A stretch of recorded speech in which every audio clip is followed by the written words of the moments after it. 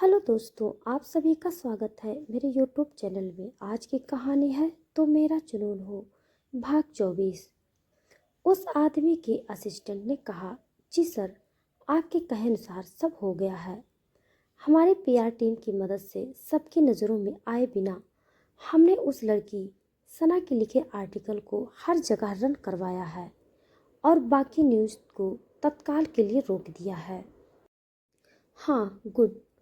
उस हैंडसम से आदमी ने अपना सर हिलाया और अपने टेबल पर रखे फोटो फ्रेम में उस लड़की की तस्वीर को देखते हुए उस फोटो को अपने हाथ में उठा लिया। और अब आगे उस फोटो में जैस्मीन थी, जो काफ़ी खूबसूरत थी, और वो हैंडसम सा आदमी कोई और नहीं बल्कि उसका पति मोहित रायजादा था। मोहित ने सर हिलाया और जैस्मीन के फोटो को अपने होठों से चूम लिया। जैस्मीन के लिए उसकी आंखों में बेशुमार प्यार था। उसने जैस्मीन के फोटो को चूमते हुए कहा, जैस्मीन, तुम्हारे स्माइल के लिए तो मैं कुछ भी कर सकता हूँ। फिर ये न्यूज क्या चीज़ है। मैं डायरेक्टली तो तुम्हारी हेल्प नहीं कर सकता, लेकिन मैं इस तरह तुम्हारी हेल्प ज़रूर कर सकता हूँ।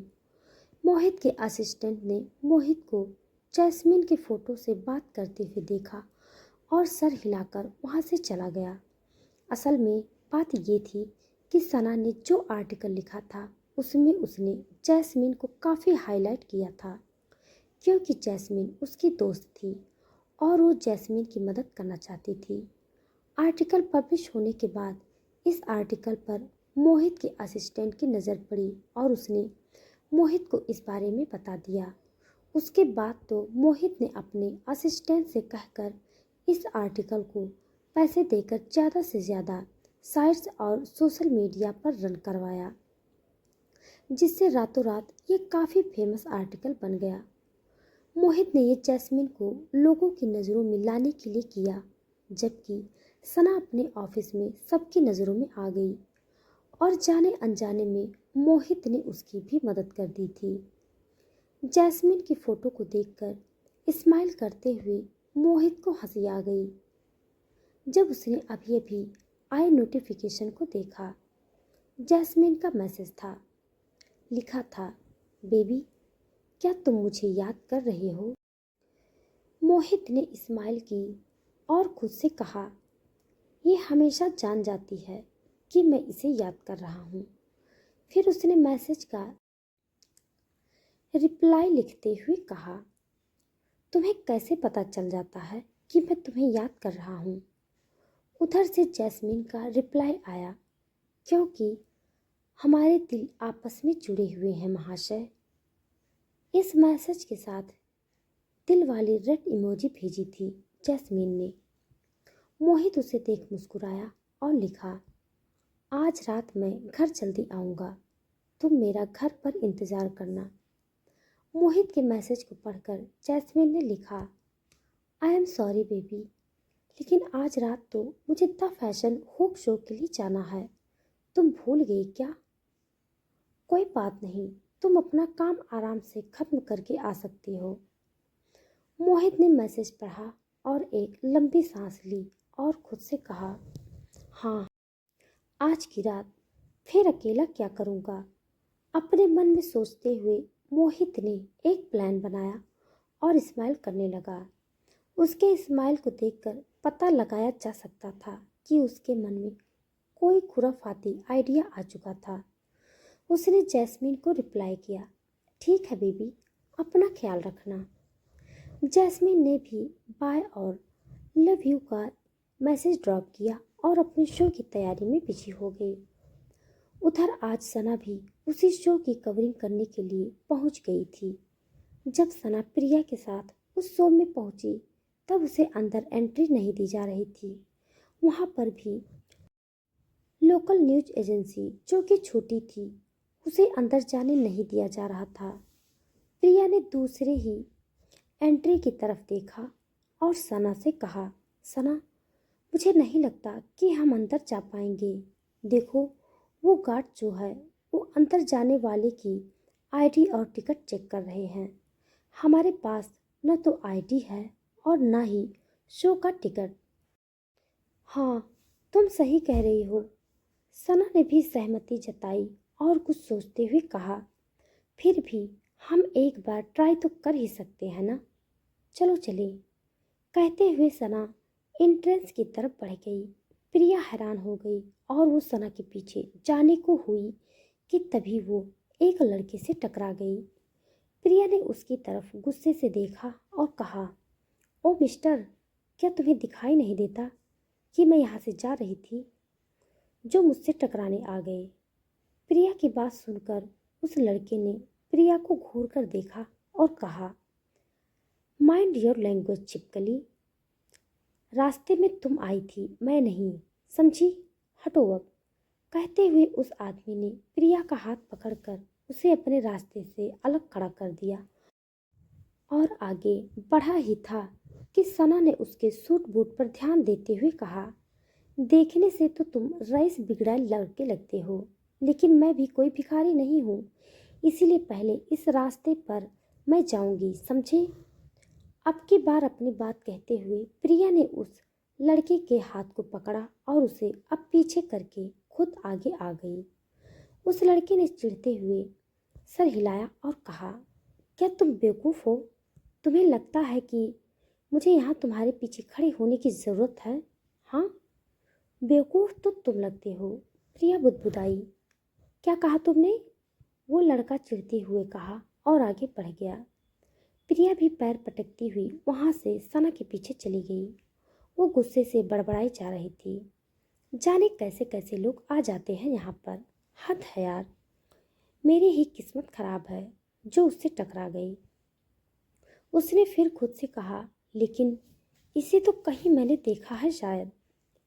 उसे कहाँ देखा और कब देखा, इस बारे में सोचते हुए प्रिया एंट्रेंस पर सना के पास पहुंच गई। तब उसने देखा सना सिक्योरिटी गार्ड से रिक्वेस्ट करते हुए कह रही थी, देखिए, हम भी यहाँ भीख मांगने नहीं आए हैं, हम भी रिपोर्टर हैं, हमें अंदर जाने दीजिए। सना उस आदमी से लड़ाई कर रही थी ताकि वो अंदर जा सके। वहीं वो गार्ड था कि अंदर जाने देने को तैयार ही नहीं था। उस आदमी ने सना की तरफ देखते हुए गुस्से से कहा, ए लड़की, अगर तुम रिपोर्टर हो तो एजेंसी का कार्ड दिखाओ और अंदर जाओ। नहीं, नहीं तो फिर टिकट लेकर अंदर जाओ, समझी? मेरा टाइम बर्बाद मत करो, हटो यहाँ से। सना ने उस गार्ड की तरफ देखा और गुस्से से झल्लाते हुए कहा, मैं आपसे रिक्वेस्ट कर रही हूँ और आप हैं कि मुझे अंदर जाने देने के बजाय बदतमीजी से बात कर रहे हैं। सना की बात सुनकर वो गार्ड अब चिढ़ने लगा था। तभी सना और प्रिया ने एक आवाज़ सुनी। वो एक लड़की की जानी पहचानी आवाज़ थी। उस लड़की ने उस गार्ड की तरफ 100 का टिकट बढ़ाते हुए सना से कहा, हाँ, तो तुम हो यहाँ? क्या तुम्हें एंट्री नहीं मिल रही है? कहो तो मैं तुम्हारी मदद कर देती हूँ। सना ने मुंह बनाते हुए उस लड़की को देखा जो सना की बेइज्जती कर रही थी।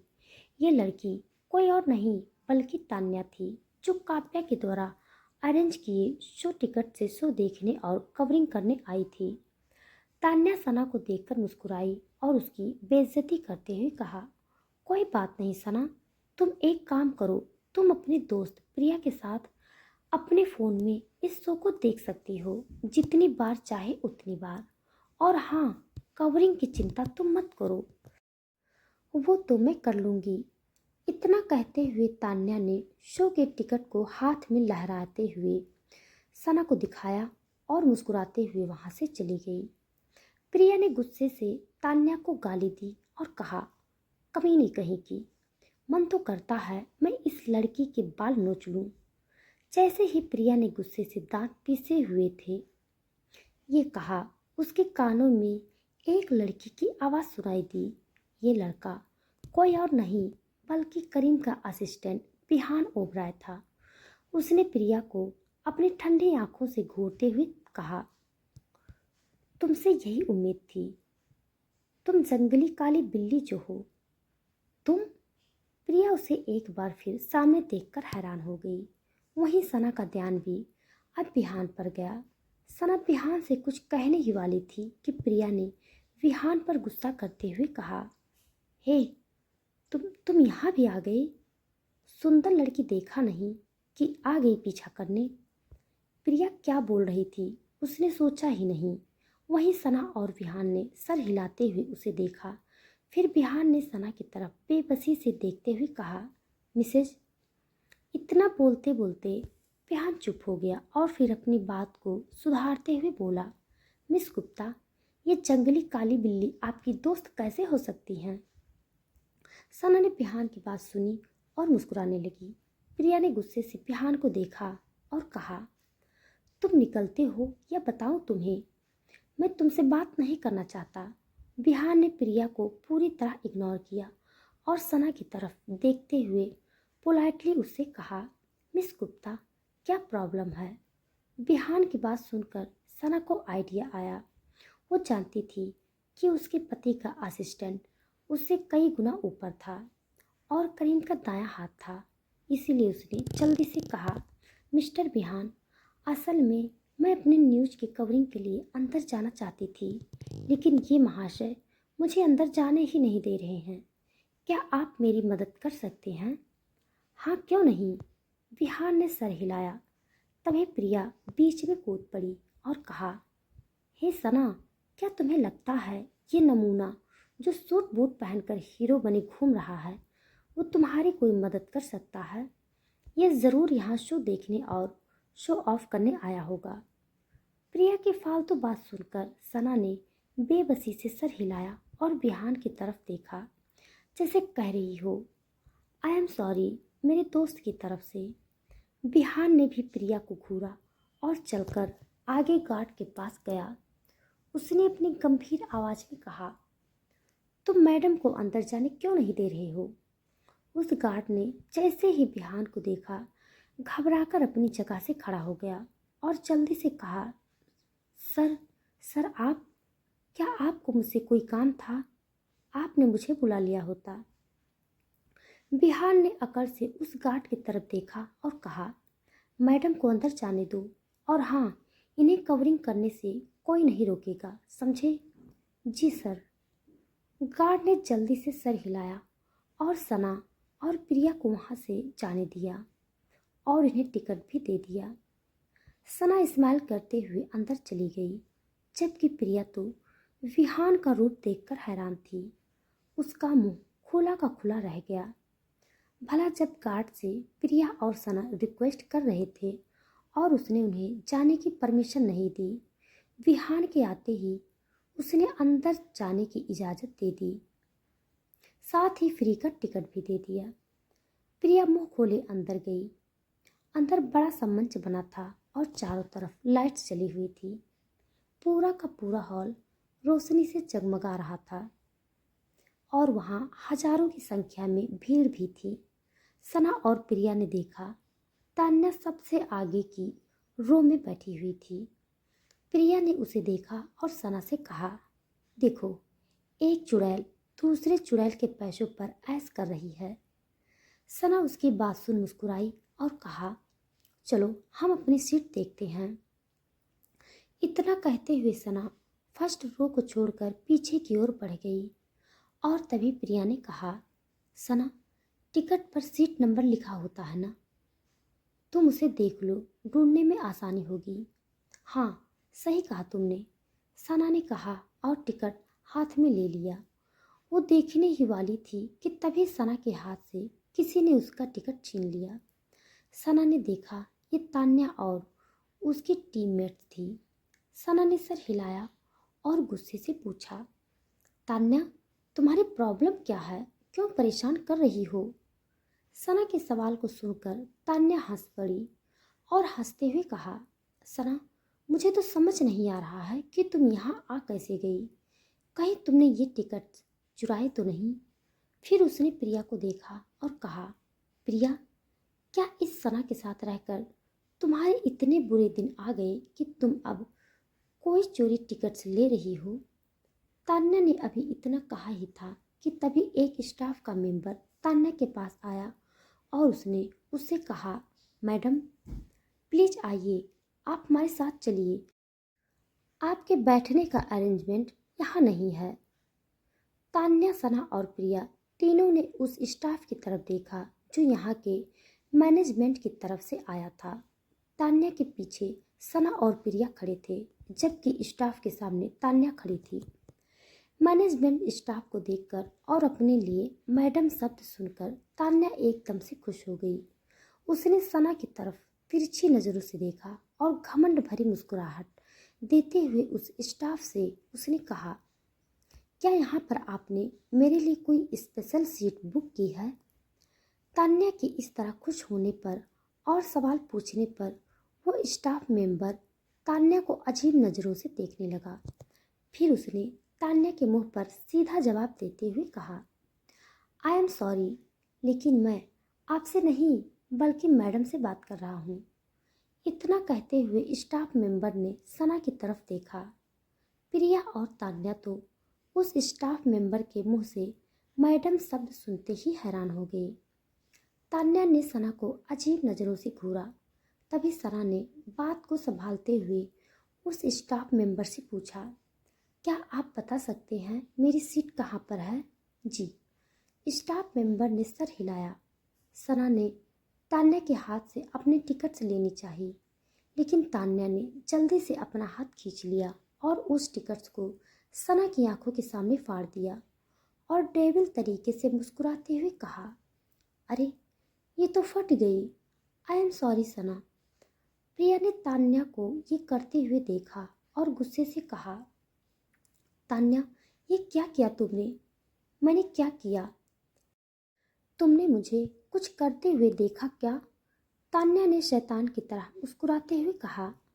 असल में तान्या को सना से जलन हो रही थी, क्योंकि जब उसे स्टाफ मेंबर ने मैडम कहा तो तान्या को लगा कि काव्या ने उसके लिए स्पेशल अरेंजमेंट की है, लेकिन ऐसा कुछ नहीं था।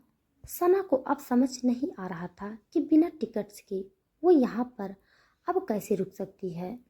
इस बारे में सोचते हुए सना ने स्टाफ मेंबर की तरफ देखा और कहा, आई एम सॉरी, टिकट तो नहीं है। सना की बात सुनकर तान्या मुस्कुराने लगी और प्रिया उदास हो गई, लेकिन जल्दी ही तान्या की मुस्कुराहट फीकी पड़ गई जब उस स्टाफ मेंबर ने सना की तरफ देखते हुए पोलाइटली कहा, मैडम आपको टिकट्स की ज़रूरत नहीं है, प्लीज़ आप हमारे साथ आइए। सना ने ये सुना तो मुस्कुरा दी। उसने नज़र घुमाकर देखा तो दूर स्टेज के एक कोने में उसे बिहान मुस्कुराता हुआ दिखाई दिया। सना समझ गई थी कि ये ट्रीटमेंट उसे करीम की पत्नी होने की वजह से मिल रहा था। करीम का असिस्टेंट बिहान ओबराय काफ़ी अच्छा था और वो सना को काफ़ी रिस्पेक्ट देता था। सना मुस्कुराकर उस स्टाफ मेंबर के साथ चली गई और प्रिया भी उसके साथ चली गई। तान्या गुस्से से दांत पीसते हुए सना को उधर जाती हुई देखती रही जिधर उसके बैठने का अरेंजमेंट किया गया था। कुछ ही देर में तान्या तो जल भूनकर राख सी हो गई जब उसे पता चला कि सना को वीआईपी सेक्शन के फर्स्ट रो में बैठाया गया था। खुद सना भी इस बात से काफ़ी हैरान थी। उसने सर हिलाया और अगल बगल देखा। प्रिया का तो मुंह खुला हुआ था। कहाँ उसे इस बात की उम्मीद नहीं थी कि वो अंदर जा सकती है और कहाँ वो अब वीआईपी सेक्शन में बैठी हुई थी। वहाँ पर बहुत से लोग बैठे हुए थे और वो काफ़ी हैरान थे कि सना वहाँ क्या कर रही थी।